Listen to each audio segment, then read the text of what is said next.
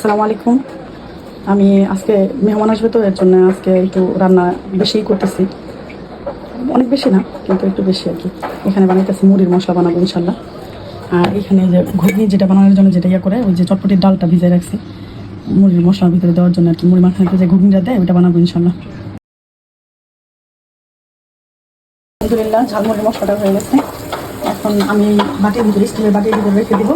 যখন ঠান্ডা হবে তখন কাচের জারে বা প্লাস্টিকের বয়ামে, ছোটো বয়ামে রেখে দিলেই হবে। এই মশলাটা কিন্তু, এই তেলটা কিন্তু সহজে নষ্ট হয় না।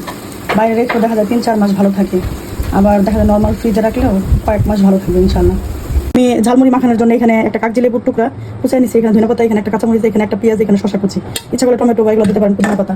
এখানে ওই যে মুড়ির মশলাটা, এই যে। আর এখানে হচ্ছে এটা ঘুগনি বলে। আর এখানে মুড়ি। আমি এখানে অল্প একটু লবণ দিলাম, হচ্ছে এই যে মুড়ির মশলাটা, মানে তেলটা আর কি। তারপর একটু হাত দিয়ে মাখাই নিব।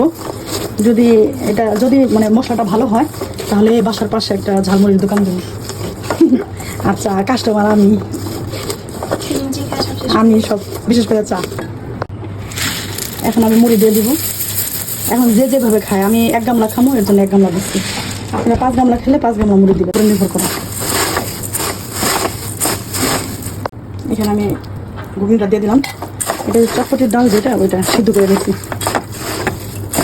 আর একটু মশলা লাগবে। আলহামদুলিল্লাহ, মুড়ি মাখানোটা হয়ে গেছে। ঝালমুড়ি মামারা যেভাবে মাখায় ওইভাবে হয়েছে কিনা। আমি তো মামা, আমি মামি।